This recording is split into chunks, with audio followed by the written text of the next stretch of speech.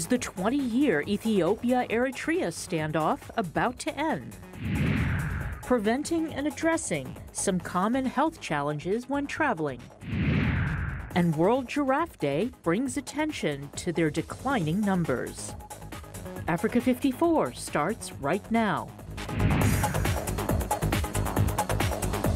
Good evening and welcome. I'm Vincent McCory. This is Africa 54. We begin tonight in East Africa, where a 20-year African standoff may be about to end as Eritrea has accepted an olive branch from neighboring Ethiopia, setting the stage to end a decades-long military standoff and bring closure to a war that has killed tens of thousands of people. Matthew Larotunda reports. Two African countries locked in a decades-long military standoff may finally be about to bury the hatchet. This video is from the war between Ethiopia and Eritrea that officially ended in the year 2000 after tens of thousands were killed. But the peace has never been fully realized, and a long troop buildup has continued ever since. Game over. Now, Eritrea's president says he accepts the olive branch extended by his neighbor 2 weeks ago, and he's sending a delegation to Ethiopia to seal the deal. This new chapter's come very fast. The Ethiopian Prime Minister, Abiy Ahmed, is a former soldier, and when he came to office last March, he immediately set out with a series of radical reforms. His country was stunned when he suddenly announced he intended to yield this disputed border village, which the old peace deal was supposed to give to Eritrea anyway. Not everyone's welcomed it. Some hardliners and veterans of the war have opposed the concession. There's also some ethnic rivalry at play. But for now, the two countries appear to be marching toward peace. Well, Eritrea on the Red Sea coast once was a province of Ethiopia, its much larger landlocked neighbor to the south, before winning its independence by referendum in 1993 with Ethiopian support. For more insight on the decades-long conflict, I'm joined by VOA reporter Salim Solomon, who was also a native of Eritrea. Welcome to Africa 54, Salim. Thanks for having me. Now, first, what really led to this protracted conflict? What made it so protracted, and what is it about Badme, this little piece of land? All right.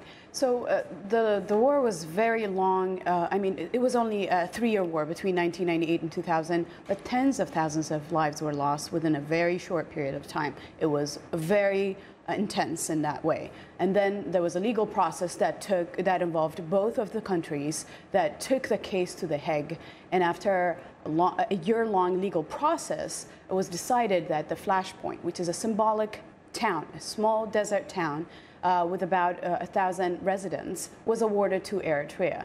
Actually, within that border commission's decision, the Eritrea and Ethiopia commission's decision, Eritrea lost more land, but that focal symbolic town was the reason why this has been protracted for a very long time, because Ethiopian troops were in Badme, still are in Badme for that reason, despite the land being awarded to Eritrea. So how has it been possible now to have a change of policy, and to what extent can this be connected to the military shakeup in Ethiopia?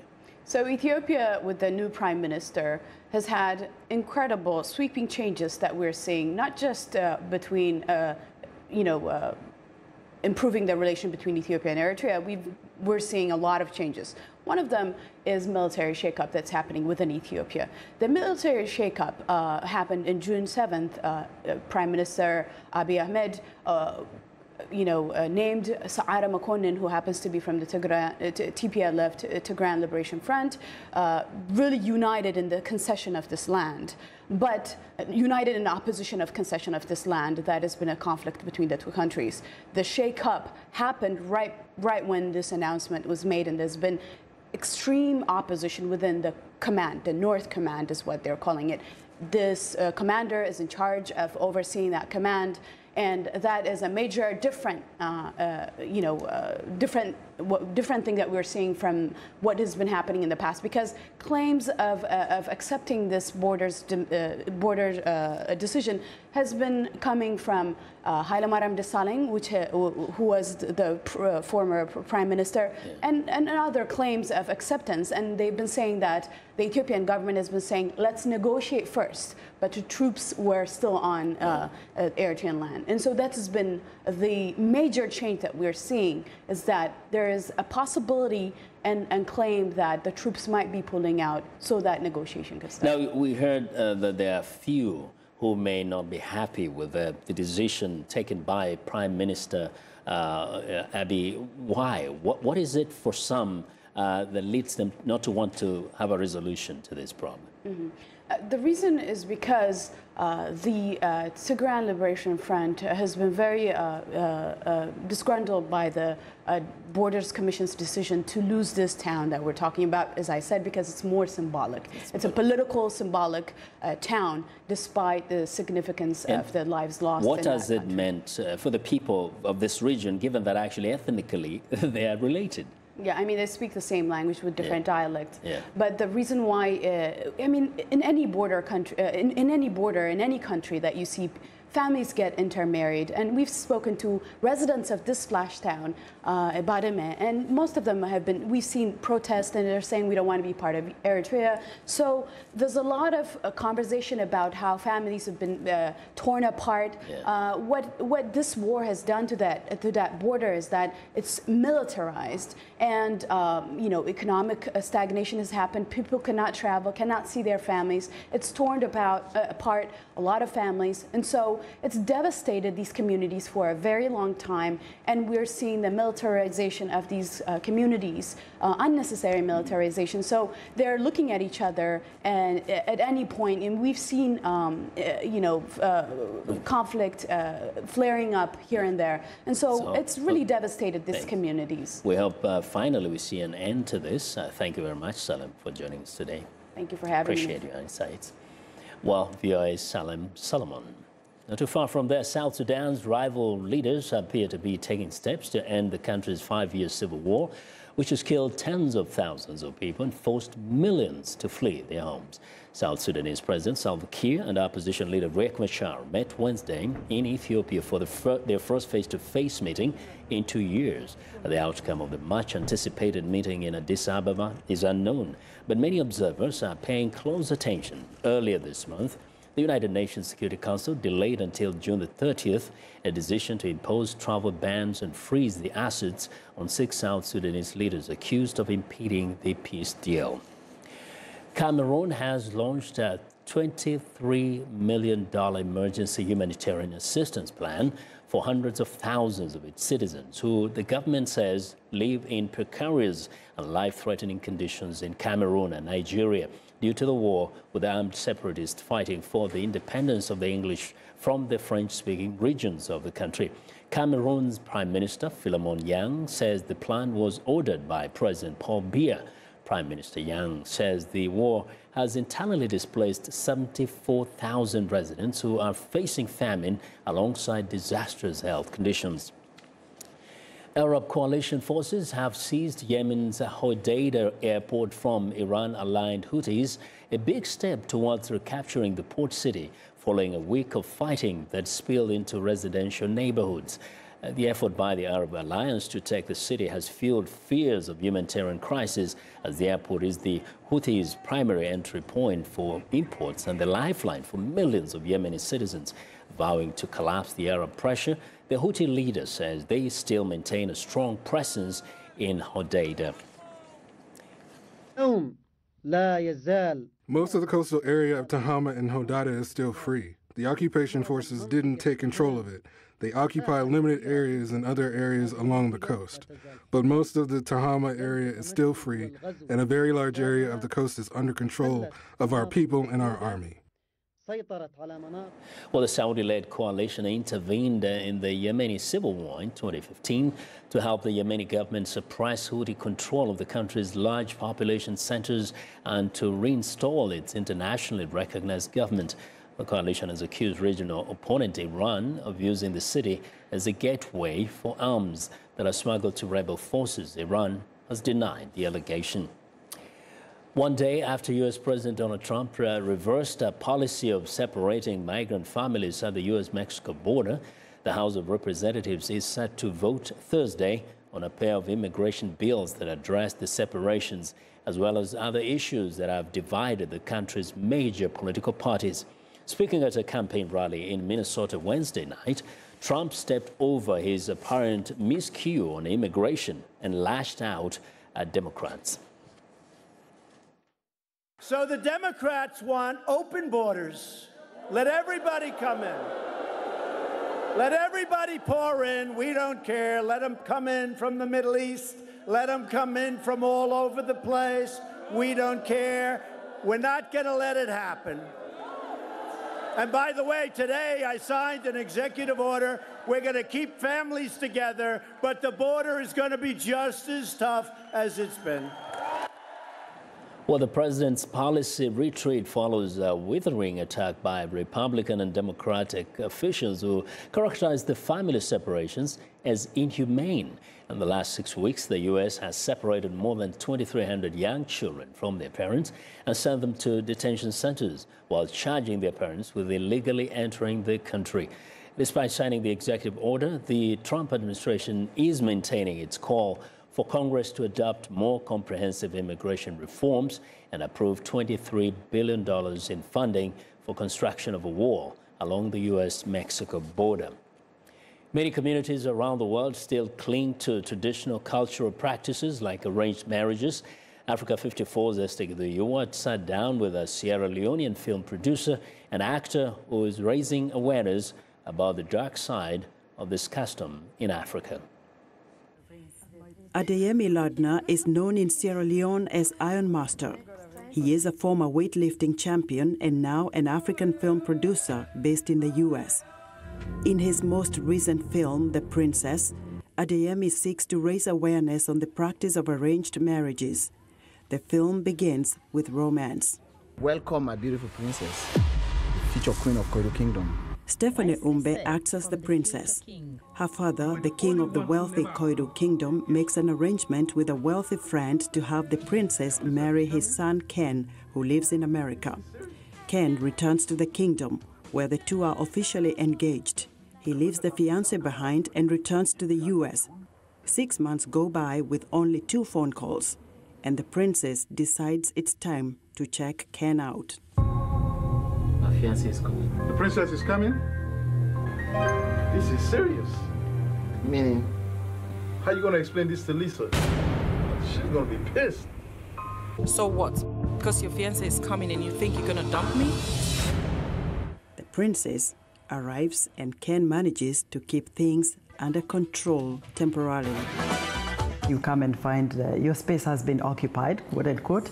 How do you react? I first saw her on my fiancé's computer, seeing them having some romantic time and kissing and all that. Had she been told anything about you? No, I think she knew because the boyfriend told her that the fiancé was coming. We women, we are very jealous. You cannot see your man, some other person coming to take like that without going to fight. And the moment of truth arrives when the princess meets the woman, Lisa. So I'm like, if you think it's your man, so where is the ring? Adeyemi acts as Maurice, who comes to the rescue of the princess.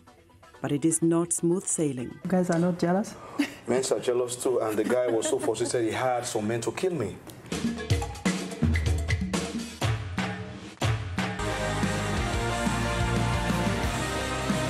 The princess does not trust anyone. What happens next?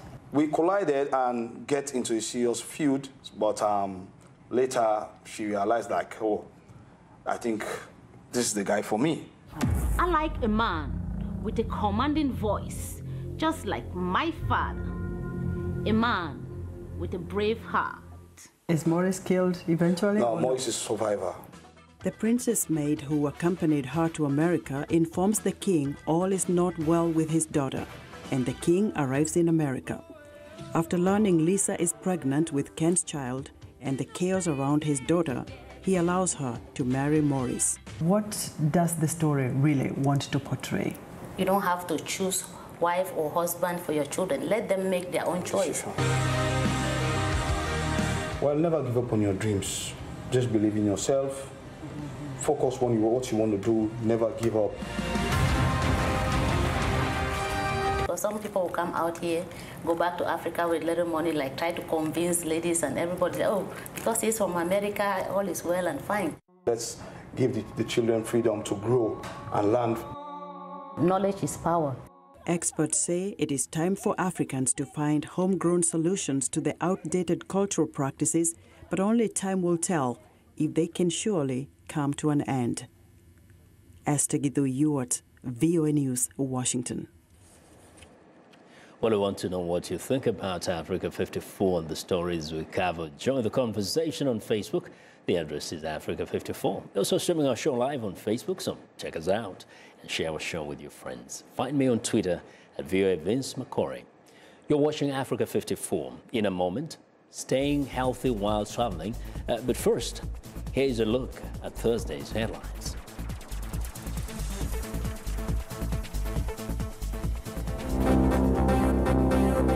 President Salva Kiir and former Vice President Riek Machar meet in Ethiopia face-to-face for the first time in 2 years. The Libyan National Army's head, Khalifa Haftar, announces a new offensive to remove rival forces from the region's oil export ports. We stay in Libya, where a Tripoli man, Mohammed Said, turns his home into a refuge for more than 50 stray cats, most of which are injured, and put them up for adoption after taking care of them. In South Africa, researchers experiment with methods to extend the country's avocado season by an additional 4 months after a devastating drought. Finally, in Senegal, fans continue to celebrate a major World Cup victory against Poland as the Senegalese national team prepares for its next match against Japan.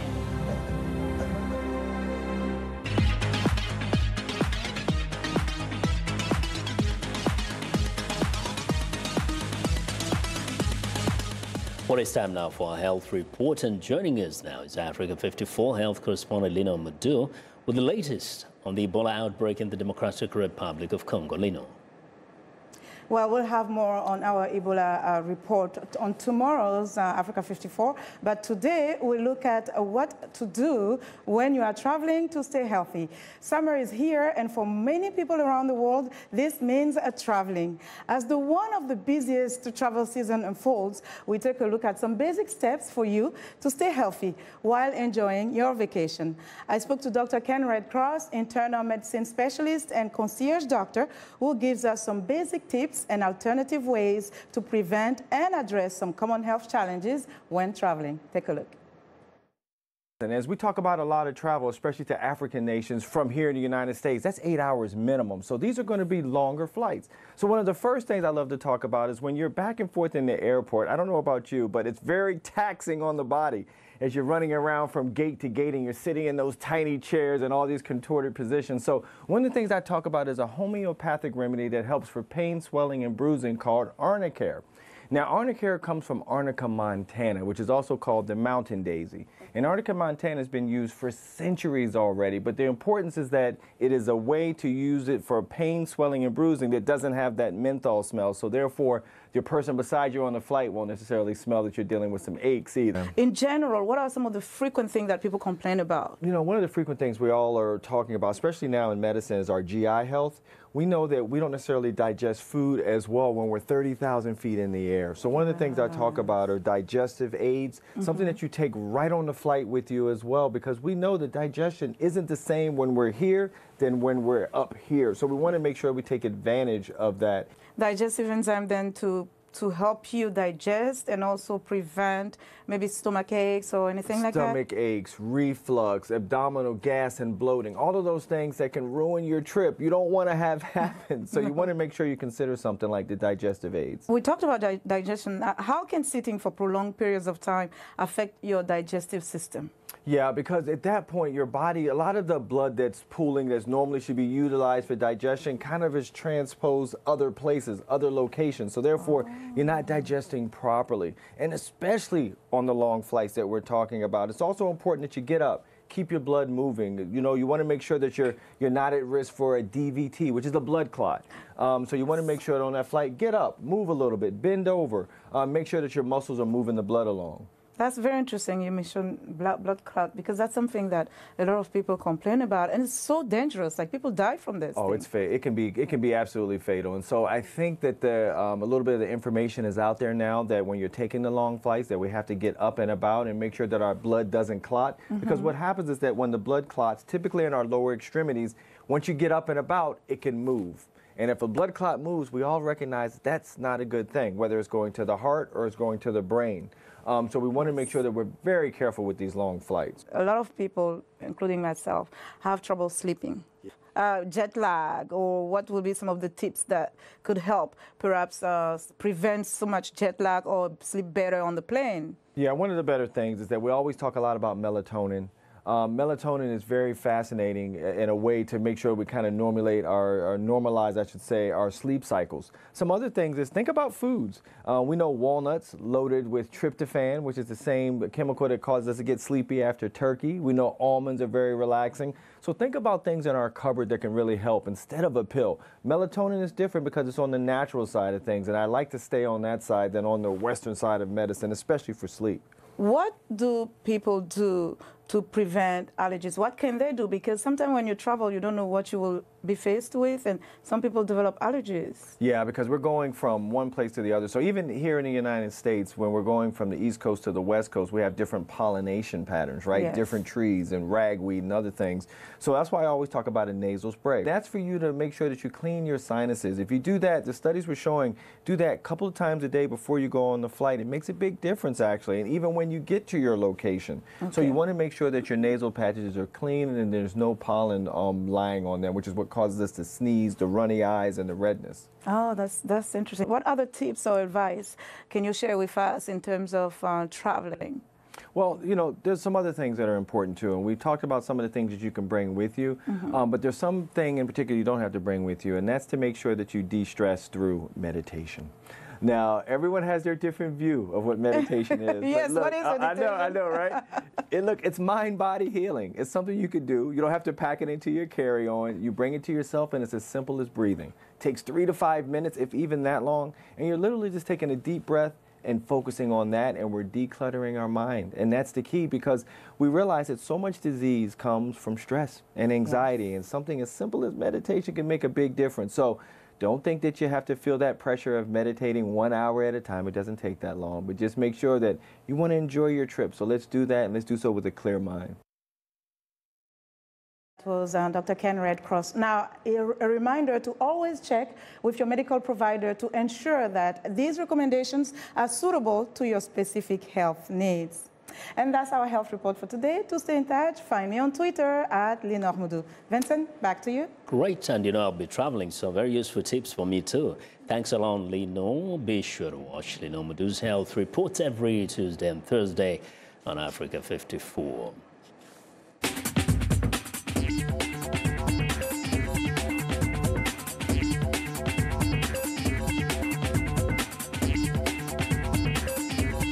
Welcome back to Africa 54, and here's what's trending. Crowds are gathering for German's Tech Open Air. Startup Valley is for emerging companies from around the world. Want to learn to play an instrument? The Scuvia app teaches people to play the piano. The app can sense what note someone is playing and correct you if you make a mistake. Another developer is showing off his plant and human matchmaking software. You away a lot and live in an apartment without any direct sunlight? The program will find a suitable plant for you. Meanwhile, the software called Your Life asks people a range of questions to analyze how many healthy years the person can expect to have. Well, next up, Facebook-owned social network Instagram is adding a section dedicated to long-form video, expanding beyond its photo-sharing app roots in a competition among streaming services for consumers' time. The section would be called IGTV and features videos from rising internet celebrities and artists. It will begin as a part of Instagram's app and also be available as a separate app.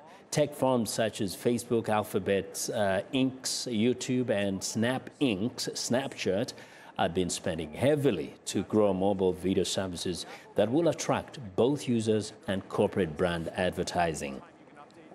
Well, and finally, South Africa's agricultural sector, which has been hit by a severe drought, is turning to the dark green skinned avocado fruit used in products ranging from food to face masks as demand booms for the country's green gold.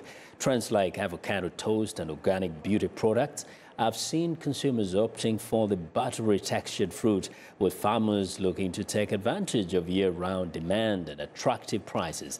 Avocados were traditionally grown in humid subtropical climates within Limpopo, Mpumalanga and KwaZulu-Natal provinces, but are now moving into areas in the Eastern Cape and the Western Cape provinces in the last 5 years. And that's what's trending today. Well, my favorite day, Thursday, June 21st, is World Giraffe Day, celebrating the iconic long-necked African animal. But giraffe populations have been decreasing at a rapid pace, and researchers warn they could become extinct in the near future. In northern Kenya, a conservation program is working to protect the native reticulated giraffe, and known for its importance. In East Africa, the graceful reticulated giraffe is one of Africa's most popular animals. Despite their popularity, these animals, also known as the Somali giraffe, have not been studied extensively and so are not well understood. What is known is that their numbers have plummeted in the last 30 years, from about 40,000 to fewer than 9,000 today. In northern Kenya, a conservation program started by the San Diego Zoo in the United States, along with other international partners, is trying to learn more about giraffes and how to protect them. Researchers are studying their migration patterns, habitat, feeding habits, and their interactions with other animals. Originally, the reticulated giraffe were found in Kenya, Ethiopia, and Somalia, and the numbers have actually gone down in all the places. I think in Somalia now there's barely zero giraffe in Somalia. The good population that is still remaining is found in Kenya, in northern part of Kenya. Among the reasons for the giraffe's rapid decline is poaching. There are those that kill giraffe and go and sell the meat at the shops. Another reason why the giraffe numbers have gone down is snaring, again, which aligns with poaching as well. So people put a snare and then it catches a giraffe. The other reason is human population increase, and then as the people population increase, then the habitat fragments and then there's no space for giraffe. A team of 12 local guards monitor about 400 of the world's tallest animals.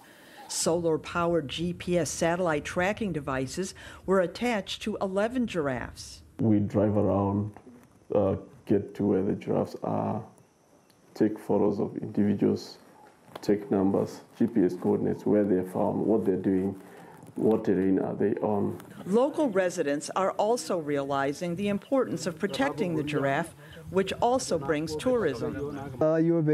We've started to see the benefits of wildlife, and it took us a while to understand those benefits.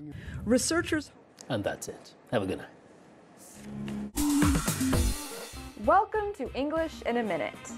We have already learned a few idioms relating to eyes. Here is another one for you. See eye to eye. Do you use this phrase when you look deep into someone's eyes? Is the yoga class over already? I left a little early. Why? The instructor and I didn't see eye to eye. You